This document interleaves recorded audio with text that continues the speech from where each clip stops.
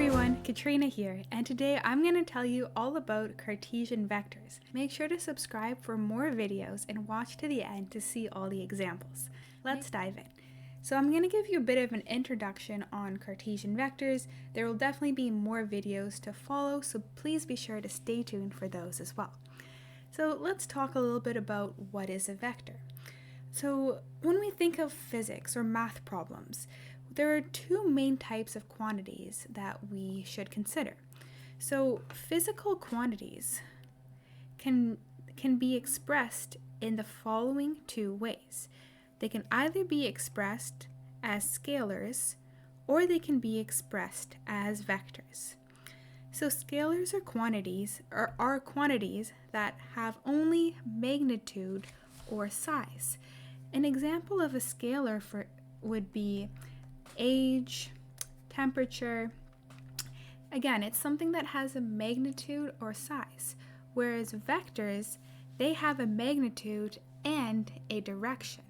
So examples of vectors would be velocity, and also position. So when you think of a vector, we have to consider not only how big it is, what its size is, but also the direction in which it is facing. So a really neat thing with vectors is that they can be simply represented as arrows. And if you draw everything to size, you can actually do all your calculations on paper simply using a ruler and a protractor to get accurate results. So let's think about representing a vector. So the first way we're going to look at is just using arrows. So that's kind of a pretty neat thing. So we might have an arrow. Oh my goodness, it's hard for me to draw a straight line here. We have some arrow here.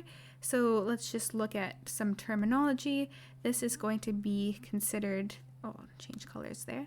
This will be considered the tail of the vector, and this over here is the head of the vector. So that's a terminology I'm going to be using. And then, so this gives us a direction. And then I'm going to say, for example, 35 kilometers per hour. So that 35 kilometers per hour, that is my magnitude. That is the size of my physical quantity. And then this direction here, the arrow gives me the direction. So we can see that this is pretty much like northeast facing. If you think about some compass, this is about a northeast facing vector. We could find its exact angle by, drawing some sort of baseline over here and finding its angle and figuring out exactly its direction. But as far as we're concerned for this example, we have an arrow, which has both a magnitude, a size, and it also has a direction. So let's look at a few other examples. So again, we have this arrow here.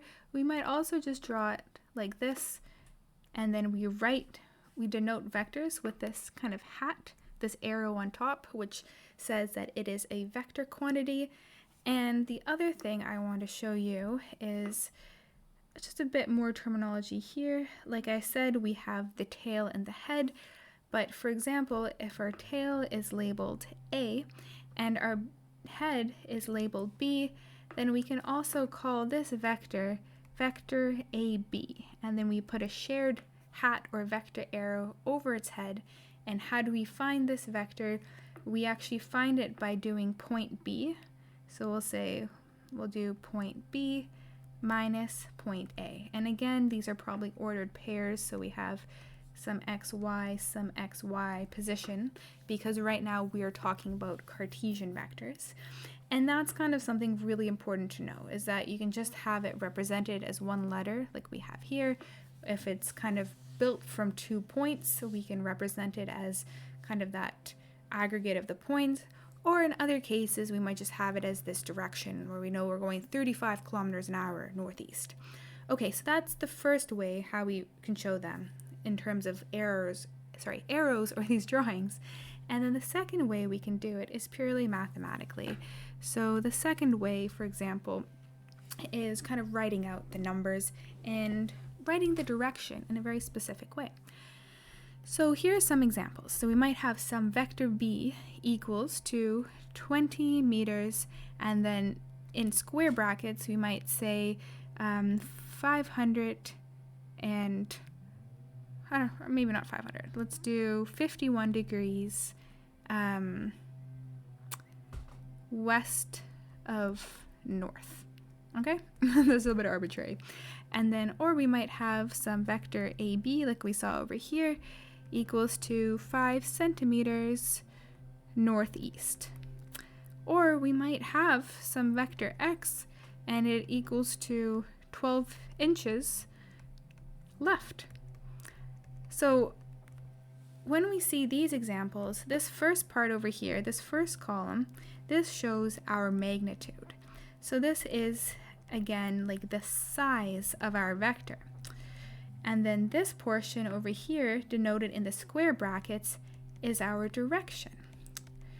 So when we show direction, like in this last example over here, we just say left, because in some physical situations, that's the only information we have. Imagine you're walking 10 steps left. You might not have your compass out. You might not know if you're walking north 25 degrees east. You might just know that, okay, from my starting point, I'm walking left. So it's always good to have a frame of reference so you know where you're working from. So this kind of segues into our next topic, which is measuring direction. So I showed a couple examples here, but let me give you some exact, precise ways to show how we can measure direction. Okay, so the first way we can measure direction is simply kind of like what our last example was over here with this whole left business. So pretty much what that means is that we can say, okay, maybe we're going up. Oops, let me just change colors over there for us. So we might be up, could be down. We could say below the horizontal. This is all like lingo that can be used. We might say, like I said before, left, right. So as long as we have a frame of reference, we can go ahead and use this type of terminology. So it seems a little bit vague, but sometimes that's all you have, and you just stick it in your square bracket and that counts as a direction so that you can classify that physical quantity as the vector. The second way might seem a little bit more precise.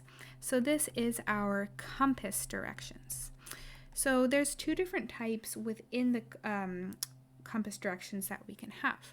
So the first type of compass direction is known as a true bearing. That sounds pretty fancy there. It's not that hard, I promise. So consider our compass or Cartesian plane. We have north at the top. So when we have a true bearing, that means we're starting at north. So let's just highlight that. And then we're going to work our way clockwise around the circle. So we're going to start here. And then, like I said, we're moving clockwise. Oops, sorry, I wanted to change the color there. Moving clockwise around our circle, and wherever we end up, that's going to be our degree. So say we're going up until there. So from the top, that's going to be 0 degrees, and then we're going to go all the way down, and we know this would be 90, this is 180, this is 180, this is 270, and then this is also like 360. So this is just our knowledge from certain unit circles. So from here, we know this is greater than 90, less than 180. Let's say this is approximately 140 degrees. So how we represent the true bearing is we just, in our square bracket, we simply write 140 degrees. And this is our true bearing notation. So that means it is known that you start from north and then you work clockwise around your circle. And so that's 140 degrees from due north. So this is a lot of, I guess, sailors use this kind of notation. It's very nautical. So the second way that we can look for compass bearings or compass directions is also known as quadrant bearings. So I find in my experience that these ones are a little bit more common. So these separate our Cartesian plane into its 4 quadrants. So this might just be a little bit easier for some. So we have our north, east, south, and our west. So we kind of keep everything per quadrant. So let's say, for example, that we have some line over here, and we know that its degree is 70 degrees from the north, so in the west direction. So we would write this as north 70 degrees west. This can also be written, since we know if it's 70 here, then we know this angle must be 20. So we can also write west 20 degrees north. So that's a quadrant bearing. I'll show you one more example. What if we have some vector down here, and we know that we have 10 degrees tucked in here. So this can be rewritten as south 10 degrees east, and then if that's 10 degrees, this is 80 degrees.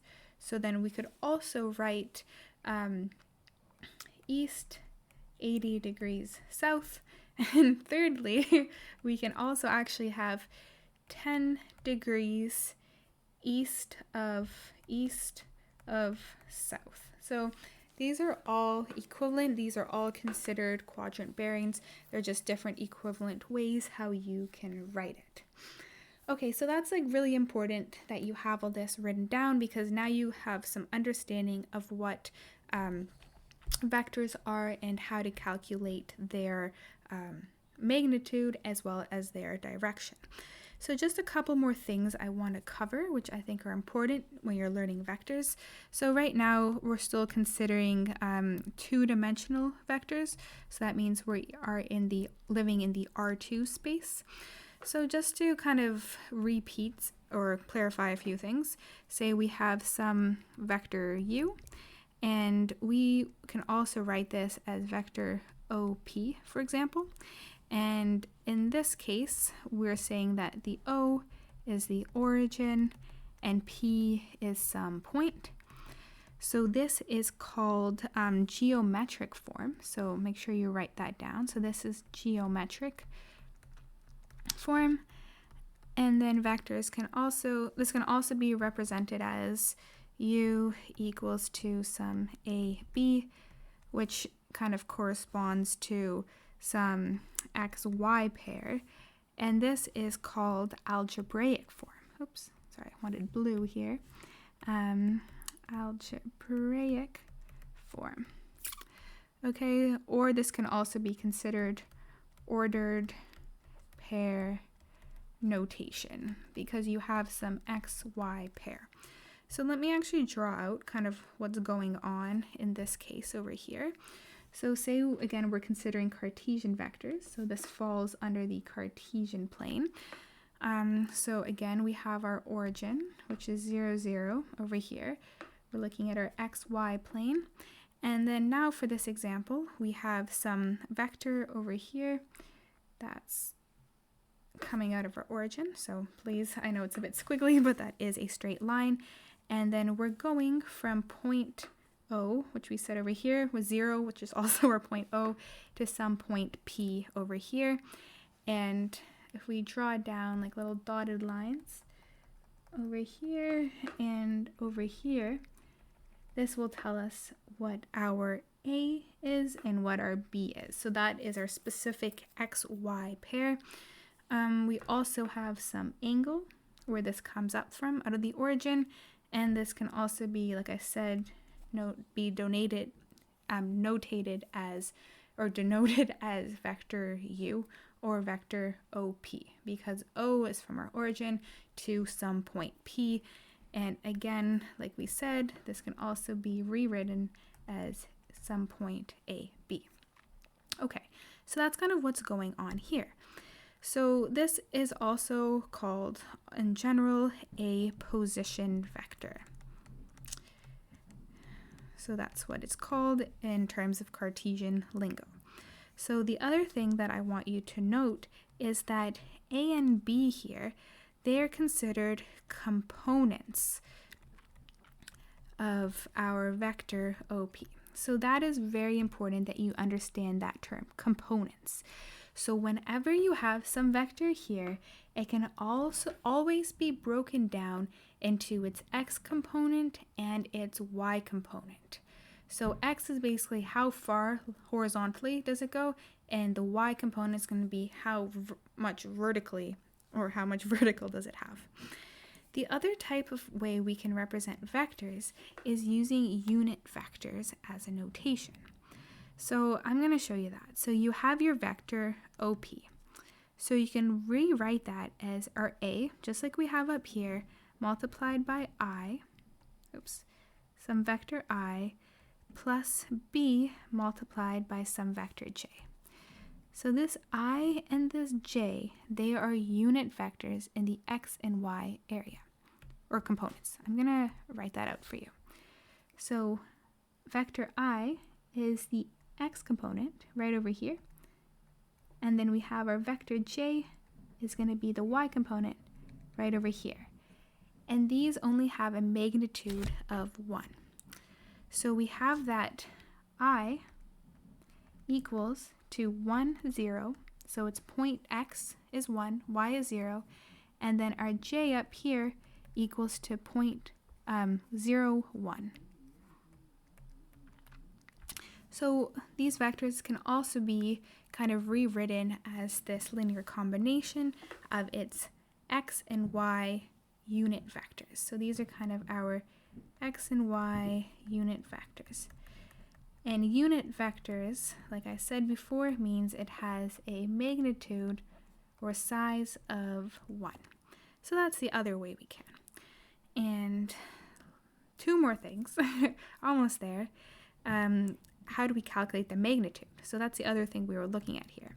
So we have the magnitude of our vector OP.